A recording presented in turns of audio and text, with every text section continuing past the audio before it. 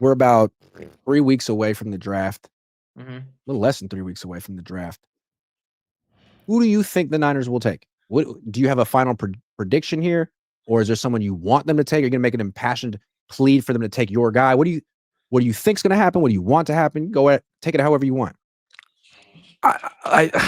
We talked about this last time. I'm still sticking with Jalen Walker, man. I'm still sticking with Jalen Walker, linebacker, edge. Even though I was reading, like, I don't remember what it was. It was like an article or something that people like, because I heard he didn't play linebacker that much, so they're kind of scared of what he would be like as a linebacker in the NFL. I don't know if that's something that scares you guys, but I think it's Jalen Walker for me. He's a dog.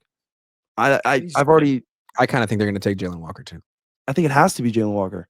I wouldn't mind Jalen Walker, but I more so like the more I think about it and the more mock drafts I do, I am putting all my cash in the trade back, grab Walter Nolan, grab another second, grab another third, and just build from there. Nick, if you could trade back, pick up another second and grab Walter Nolan, I think I like that more than Membu, to answer your question that you're about to ask. For both of you guys, if Membu falls to 11, do you take Membu, right? Over Jalen Walker?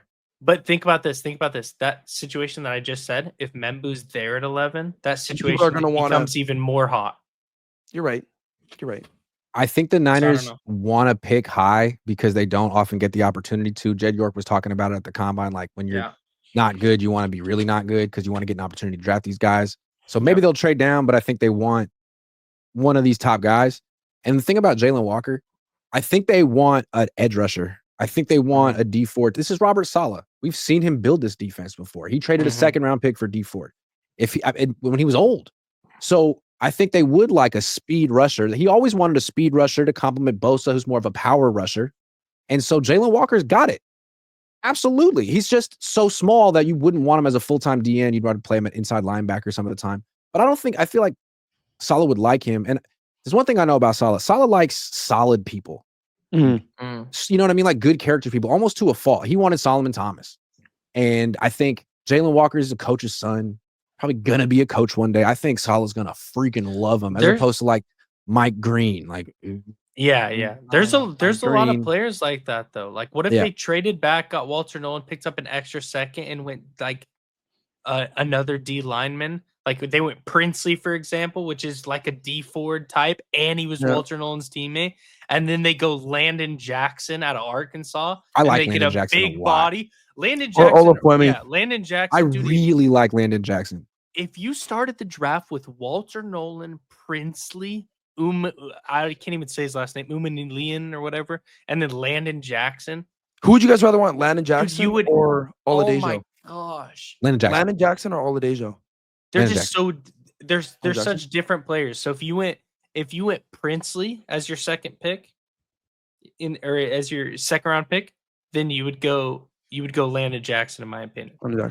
If you had Landon Jackson already and Olafemi was still there, then you go Oladejo.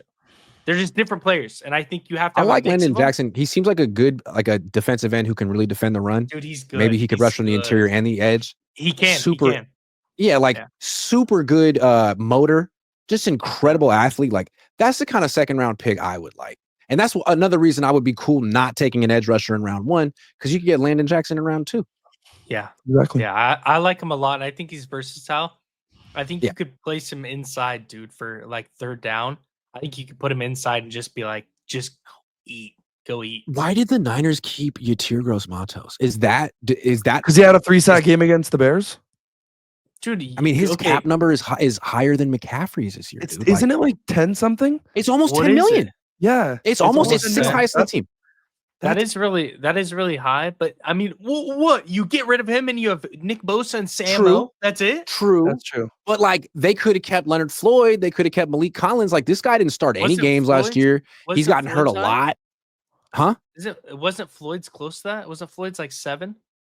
Yeah, but Floyd produced. I'm just saying I think it's interesting. Like Robert Saleh, 45. I'm not saying they did the wrong thing, but I'm saying I think they want him. Like they like Yetur Gross-Matos. Saleh looked at him. He's like, no, I can do better with him. So I think that's your base end who kicks There inside. was flashes. He showed good flashes, and he was injured. Like that's why I don't think they're going to draft Mykel Williams, because Mykel Williams is kind of like your Tigros Matos, like a base end who might be an edge rusher, or he might be the guy who kicks inside. Like, I think he's going to be an edge rusher. He's too. Arden Key. He's going to be nothing but. But they did use him inside a little bit at Georgia. Yeah, but that's in college. Like in the NFL level, if you have somebody good next to him, like if you had Walter Nolan next to him, who's going to break through the interior, and then you have him who's lengthy like Nick Bosa and is just a freak athlete, that'd be fun. Fair enough. Watch. But what I was saying is, like, be there in round 2 though. With Chris Kasarik, the way he looks at these guys, I feel like if you don't have legitimately one of the best get-offs in the league, he's not that interested in you as an edge rusher, or unless you're Nick Bosa. He wants a guy who's going to make, because if you're a wide nine, you got to cover a lot of ground in 3 steps. Yeah, if you're all the way out there. And I don't know that Mykel Williams necessarily has that get off. I think he could, bro. Okay. But I wouldn't take him. Be a great run defender. Be a great run defender. Let me make this clear. I would not take him in the first round with pick 11. I like him a lot, but I don't think I think Saleh would rather take James Pierce Jr. than Mykel Williams. I would rather have Andrew Borelligis, kicker out of Miami, at pick 11. Nick just has a hate for James Pierce. Why? I don't know. At pick 11, that is, dude.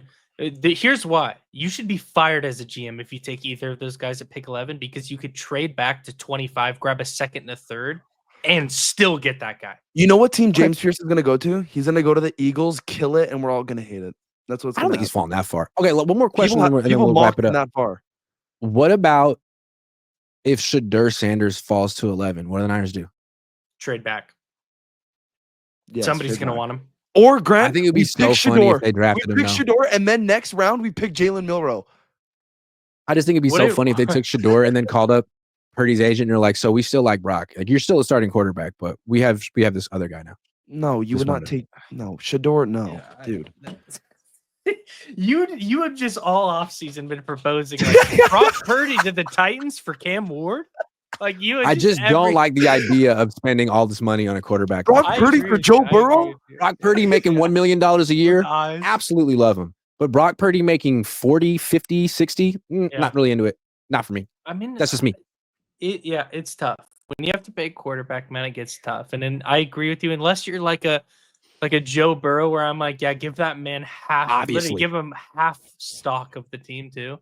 Yeah, I know. There's like 5 to 7 quarterbacks at any given time in the NFL where it's like, no brainer, Pam. He's not one of those guys. It takes a brain to figure out what he's worth. And I don't want to do that calculation. I'd just rather have Mac Jones and Shedeur Sanders making nothing, relatively speaking.